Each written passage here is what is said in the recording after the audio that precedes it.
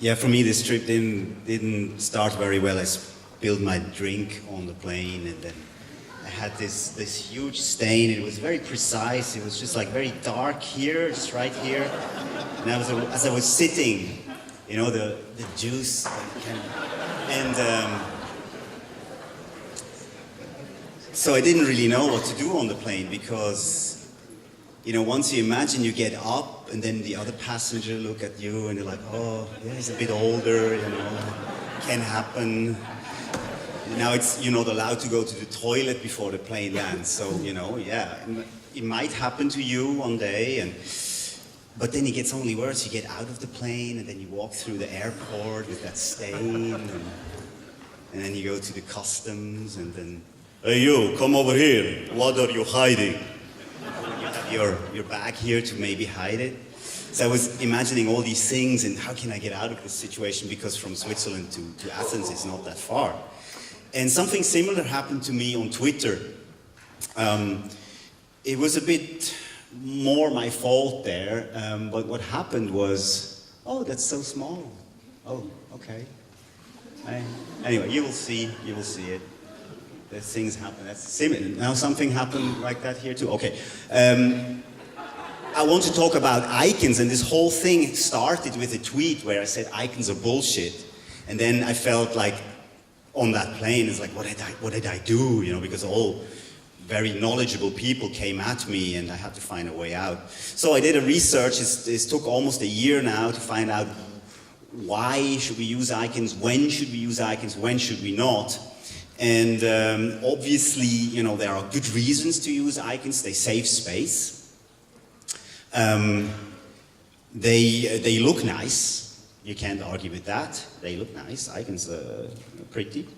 And they brand. And often it's either your client or it's yourself that thinks, yeah, we could use an icon when you run out of space, or when it looks a bit cold and dry. You think like, I could use an icon. But it's also often a really cheap trick.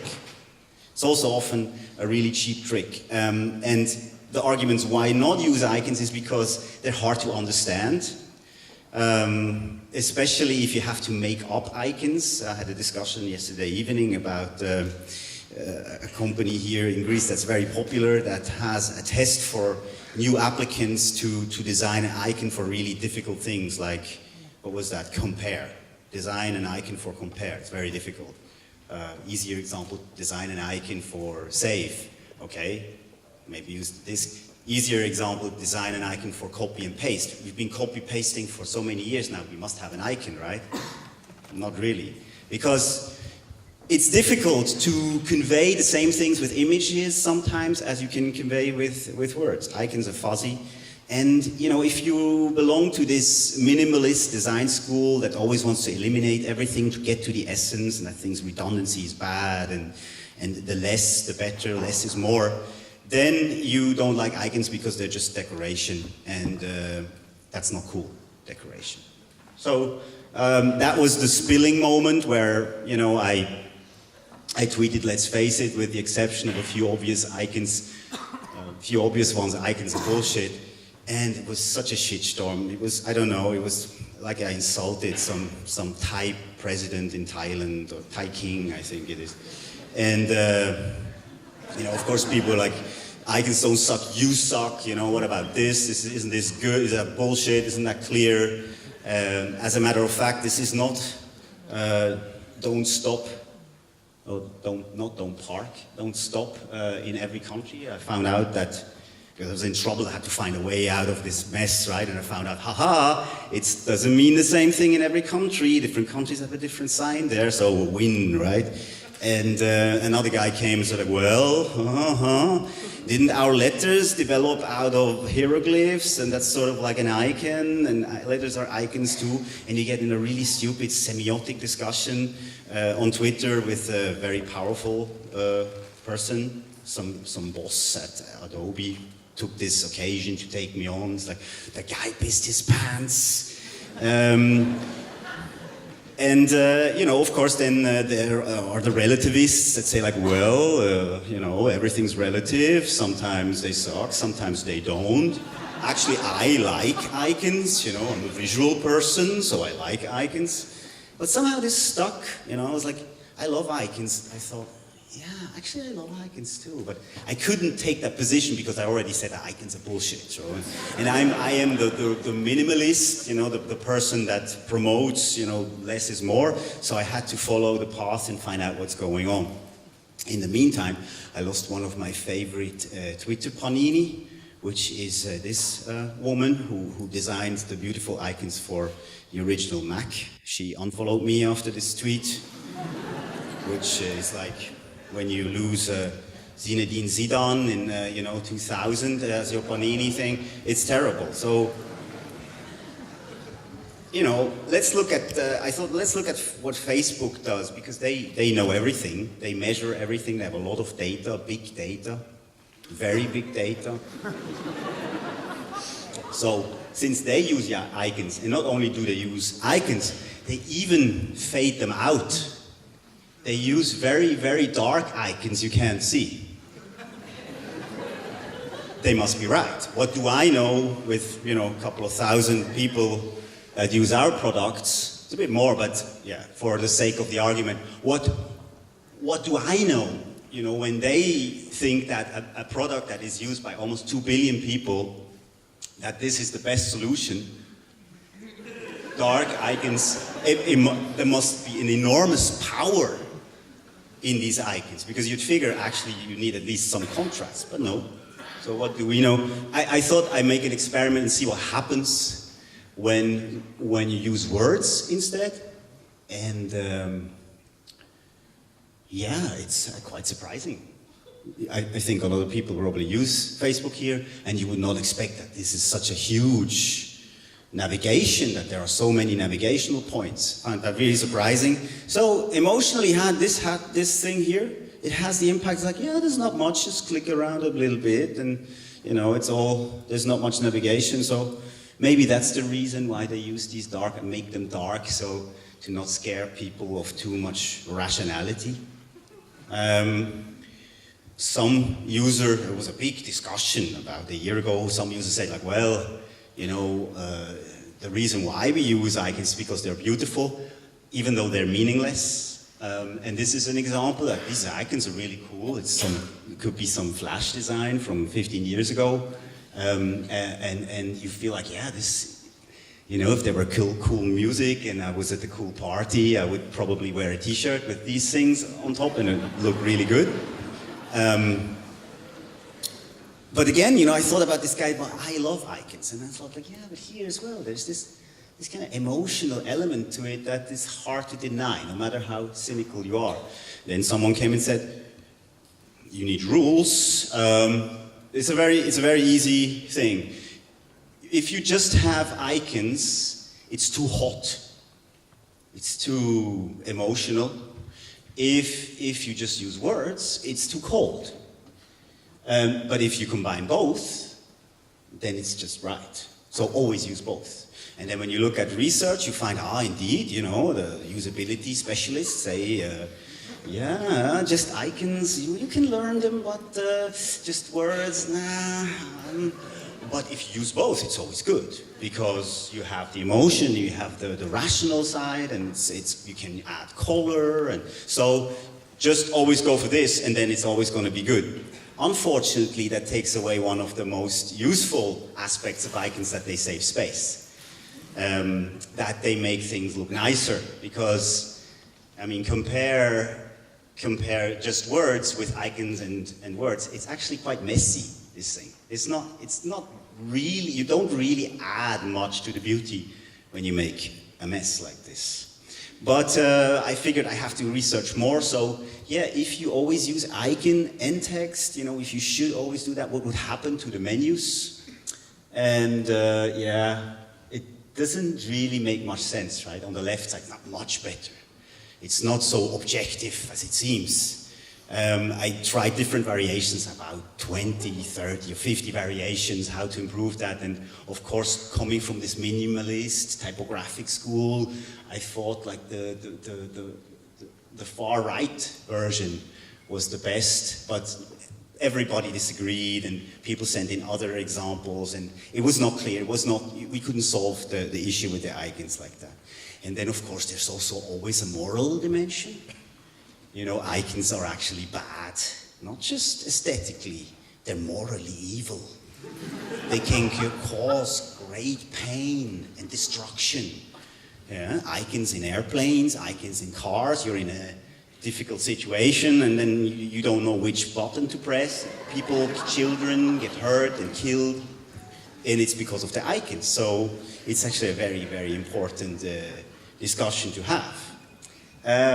Of course, the type of people I talk to on Twitter would agree about one thing, that redundancy is bad, and of course you always find bad examples when you look at Apple news station from artist, go to artist, has the same icon, and that's very bad because it's the same icon but it's a different menu point, and yeah. So style icons, if you've been working longer in the industry, you know the client will come at a certain point and say like, yeah, you know, now we have icons, we need icons in our brand. And you know, our brand has a G, so if you, whatever shapes you use, you can't close them. You always have to leave it open a bit, and so you have to shape icons that have circles, but they can't have circles because somehow the brand doesn't want circles, and yeah. The clients are often very happy because they feel often when you give them their own branded icons, they have invented an own language or made an own airport or something like that. They really love this. But it's a bit of dubious practice. But as you can feel already, I move more and more away from saying like, all branded icons are always bad. Icons is a very delicate matter and require you to decide case by case and on context. So, crazy as we are, it's not 1,000 users, it's 1.5 million users that use our application IA Writer, and I was like still on a mission to say like icons have to go, and we kicked out all the icons from both our applications, and that was a very bad idea. To the point where actually I think sales even went down. We were not able to do it like 100% because you know, some languages were just not allowing us to not use an icon. So this was, I think, the only exception for some time. But yeah, somehow the app had lost its character, and we did some user research. We showed people variations with icons, without icons, and it was quite clear that they preferred the icon variations. About 90% of people preferred the icon variations, whether they knew that the difference were icons or not.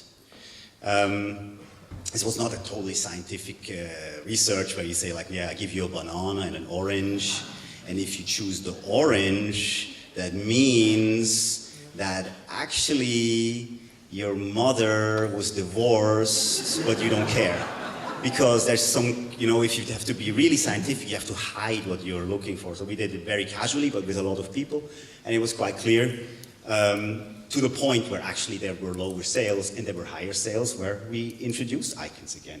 And not only did we introduce icons, we also started introducing color.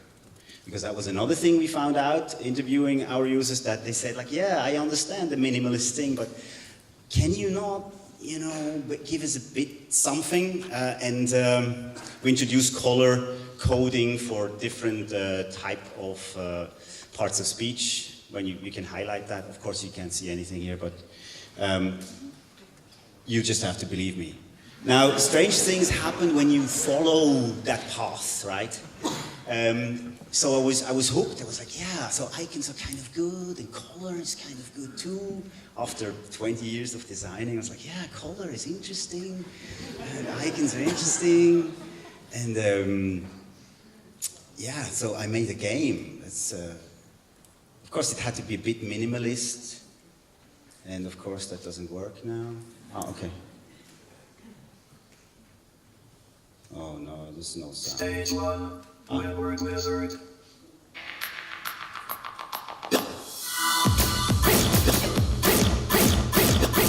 Stage 4, Contact Grid. Stage 11, Inspect His Act.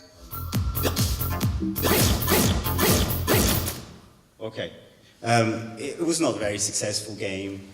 Um, but it had icons, and these icons were made out of icons, and there were many colors, and it was new and exciting for us. It's the first and probably the last game we've made. I have great respect for people that design games now. I think I won't go there anymore. But it was big fun, and the fun came from this interaction of meaning and color and shapes, and then Prince died. You know, Prince was the guy that wrote with icons. He had I was an I, and so yeah, I was shocked. Even never really a Prince fan, but I thought like, oh, he didn't really finish his job. I will finish his job. And so I started designing icons. It's about 2,200 icons, a lot of emoji. I turned into this pixel aesthetic from the game. Don't ask me why. I just felt like finishing the job of Prince. I was alone in a hotel in Tokyo, not really crying pixels, you could say, but I was in a manic state where I just designed one icon after the other, trying to find out what's going on and how this works. And it turned into a rabbit hole where I started matching all the words that humanity has ever invented to an icon. I reduced that then to English into 2,000 words, which is the most used 2,000 words. So created an icon font that when you type words, they turn into icons, and I didn't know why. It was the Prince who died, and I felt sad in a pixely way, I guess. And then, you know, we published this because it was crazy. We published this to see what people think, and then people said, oh, it's kind of cool. Should we make an app out of it? Say, yeah, make an app. And then when we made the app, I threw away all the pixel icons, and I used emoji instead. So I mapped the 2,000 most common English words to the emoji that exists in iOS 10 and made an app that works like this. So you write in normal language, and then it translates it into emoji. You can send it, and when you receive it, you can translate it back by typing on these emoji. Because I still, with all the love I have now for colors and for icons and even emoji, which is really, if you're in the minimalist tradition, I say like, emoji is the worst, right?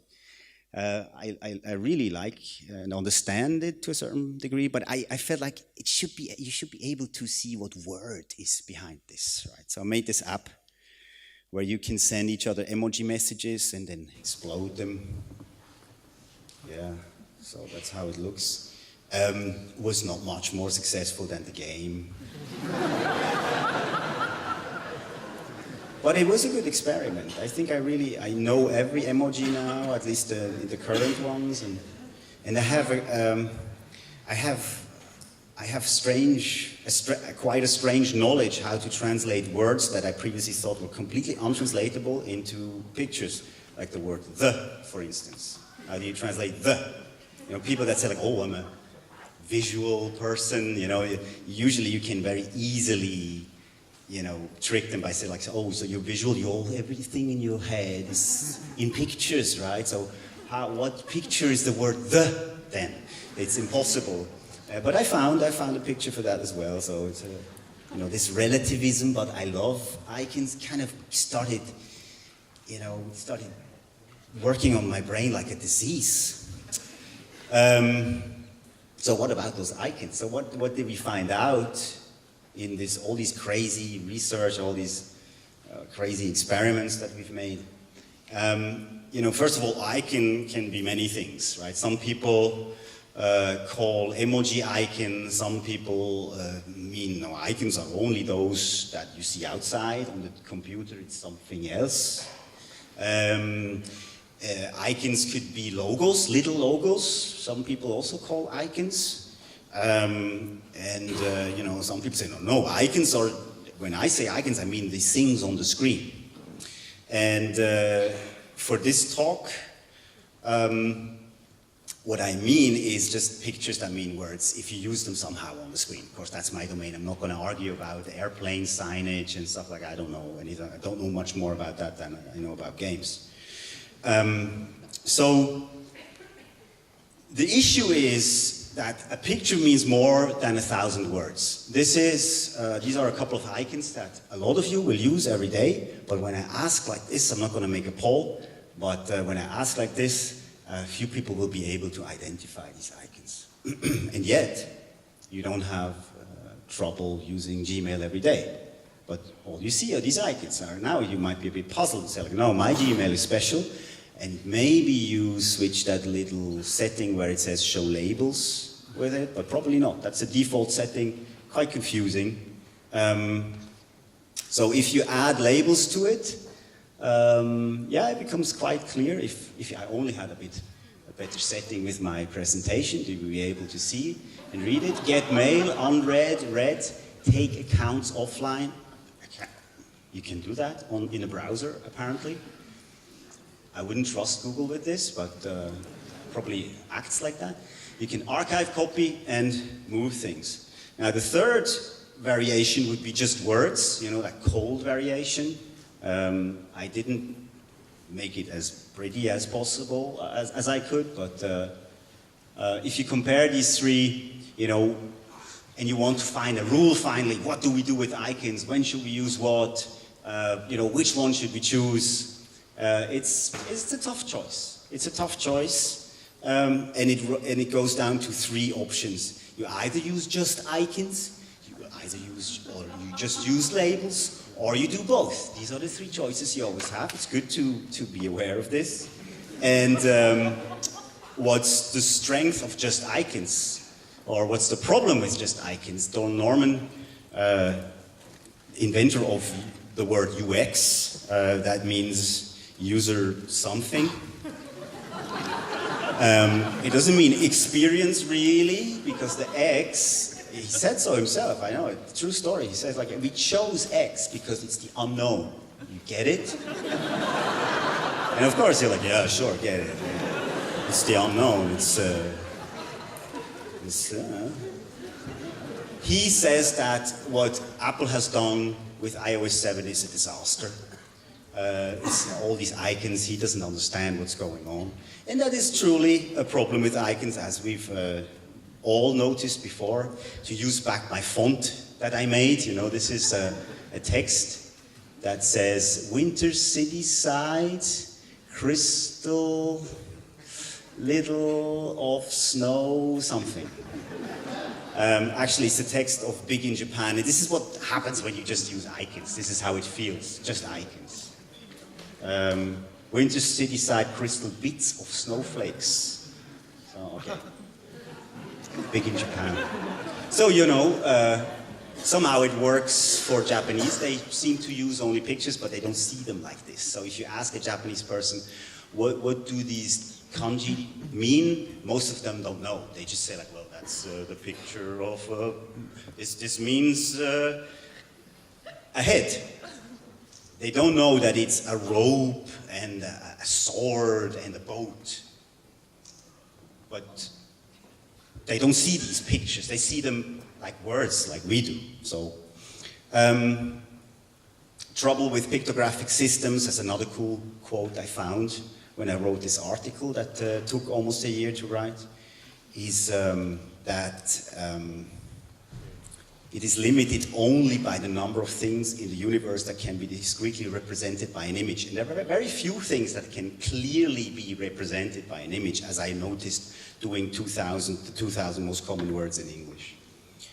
The human language can do that very well because it's trained over many thousands of years to do that, to represent reality.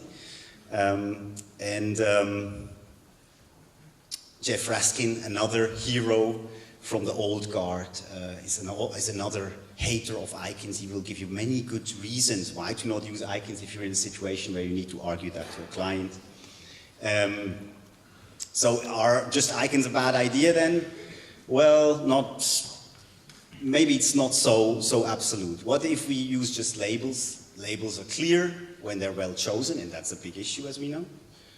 We have information architects to do that, but you can't always choose the perfect label. Often, as you know, you have to do a compromise that works best for probably most people. as far as we know, according to the tests. But they're clear, and if you know a bit about typography, they also look good. So this was the design of IA Writer until recently, and this is how it's going to look. We added icons, right? And it's not so clean, it's not so pretty anymore.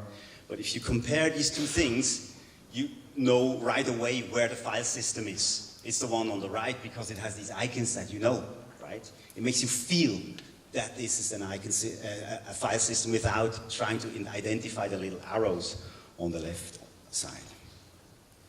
So what happened with this crisis of, spilling that drink on my lap and saying like icons are bullshit was a big crisis for our agency, because we were always the ones that say like, no right side column, use strong contrast, no social media buttons, reduce, reduce, reduce, and we found that maybe we've reached peak minimalism somehow now. That was at the time also where we had no navigation and everything, no color, and we found that dealing with icons, the question is not so much which is the right solution, no icons, always text, just choose the right labels, but when do you choose what? And icons alone work well if they're known. So don't make up icons, especially if you're not Facebook. You're a small person, small company, and small means 100,000 million users. That's still small. You can't invent icons. Even Apple had trouble inventing certain icons. Always look at the context, of course. Label alone works if icons are necessary, and for spatial reasons you need to use them, or for consistency reasons you need to use them, but they would confuse, and you find out really quickly in user tests if they work or if they don't.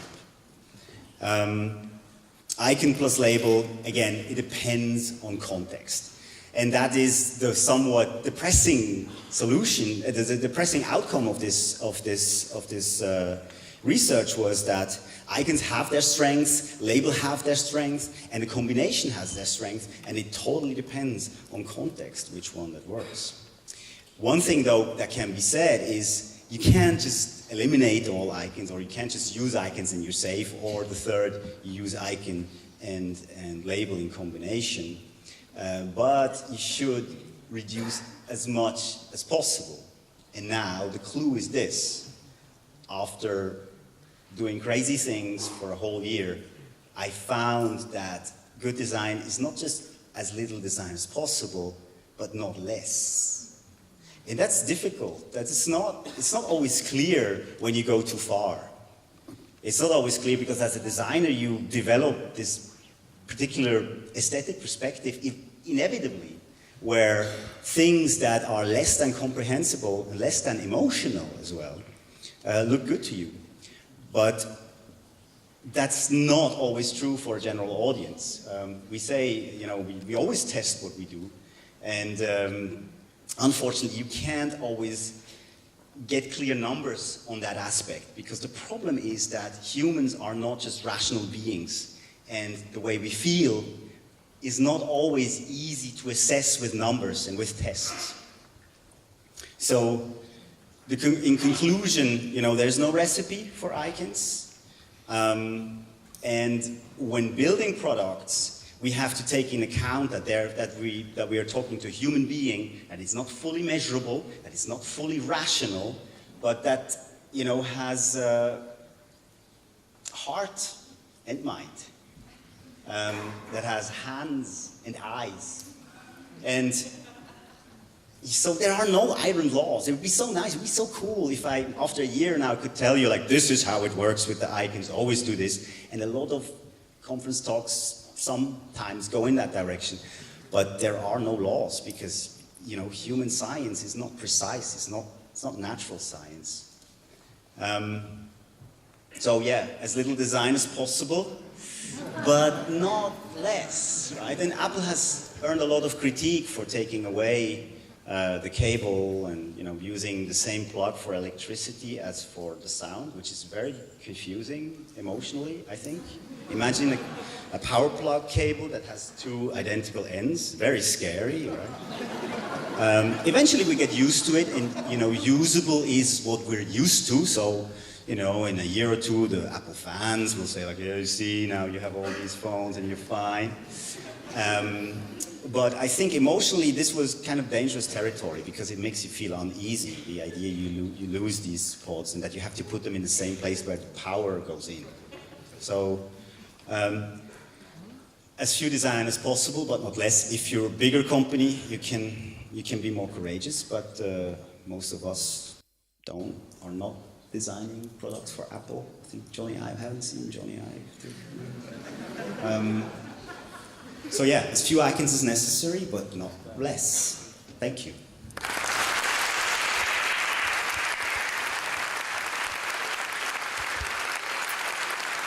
Oh, thank you. I forgot something. Yes, go. So Go. How did I get out of this plane with my wet pants, right? I had my bag with my clothes up there, and I was like, yeah, I go to the toilet, put on the other pair of pants, but I didn't bring them because I'm only here for 2 nights. Okay, but yeah, that's okay, 1 pair of pants. I had bathing shorts, but imagine the 40-year-old guy with the bathing shorts going through customs like this. Wouldn't be. Putting bathing shorts on top would have looked crazy as well, so I figured I just put the bag like this and walk through customs. But yeah, so I thought about it hard. I tried to laugh it off. I was like, ha ha ha, and looked at my neighbor, and he was not impressed. He didn't think it's funny. Even my neighbor didn't think it's funny. He handed me a paper towel, and it didn't help. But then, actually, and it's a good trick if that ever happens to you, I took off my sweater and made a diaper out of it. Why? Because it would heat up everything. I'm sorry, it's a bit, I know, but it would heat up everything. And I knew from before that when you wear clothes, actually it's easier to get water out than when you hang it, right? So because you sweat and you're hot. So I heated up my body, and as the plane landed, it looked all good. It was still not so, but let's not get too detailed. But it looked totally okay. My sweater now is all crumbled, but I'm sure I'll figure that out on the way back. Yeah, thank you. Thank you. Take a seat. We've got a lot of questions from the audience for you. Scratch them. Thank you. It's fantastic. Great insights. So it's got some Twitter questions for you. Mariana from on Twitter asks, hamburger menu icon was a revolution. Is it just a trend or is it here to stay? Yeah, the hamburger, of course, is one of the favorites, right? The hamburger actually is a very old icon. It was one of the first. Yeah. It was forgotten. And, people would love to be able to say like, oh, hamburger is bad or hamburger is good. Actually, it depends, And before that, I would say like, yeah, hamburger, I felt too cool for a hamburger menu. I would always say like, yeah, I can find a lot of articles that explain why it's bad. But actually, depending on the situation, hamburger is totally cool. And again, usable is what is used. In that hamburger menu, even though Facebook that made it popular, abolished it again, right. is quite understandable. It gets close to the Zoom. What's it? Loop? Is it a loop? Let's say loop. Loop. Yeah. It's close to as understandable as a loop. Yeah. Okay, great. Another one. Question: How would you draw an icon for working late on a Friday night from Spiros? What's this? How would I draw an icon for working late on a Friday night?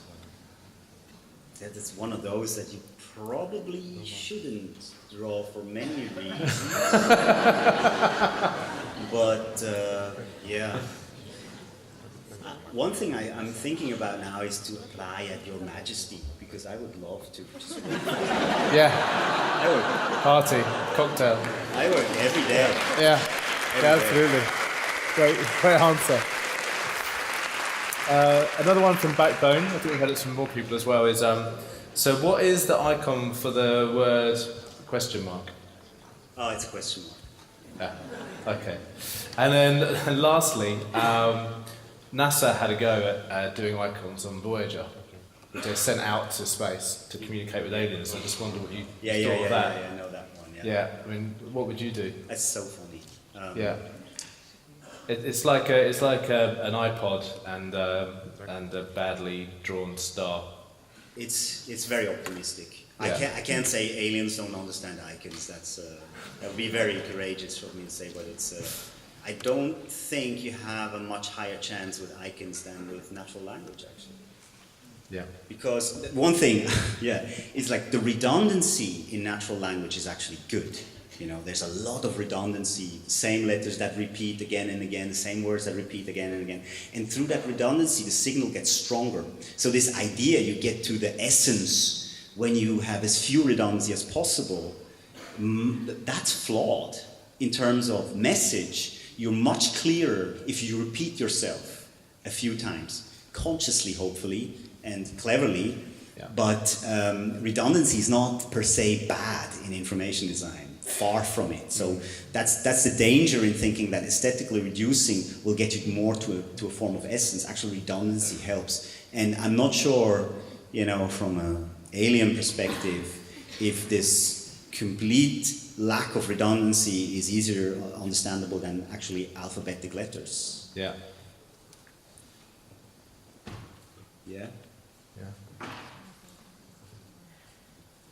I can't see it. No, just Words too? Or? no. There's no words whatsoever. A couple of circles and a square. Yeah. And a There's wavy this, line. there's this interesting discussion about how do you deal with nuclear waste. Yeah. You know, because if you put it in the ground and you manage to make it safe, let's say you have like massive stone construction where you drill a clean hole where no earthquake will ever make any, and you put your nuclear waste down there, how do you describe this in a way so you know that in 100,000 years people will not feel like, wow, that must be a treasure down there. How do you make sure people will understand this? With icons, it's not possible. So this Finnish team that is building this nuclear waste storage that was one of the biggest problems they had. Yeah. Not to drill that hole and to go thousands of meters deep, that's just engineering. But what kind of language should be used that humans will understand in 100,000 years? Yeah. Tough one to answer. Okay, thank you very much. Oliver Reichenstein, thank you.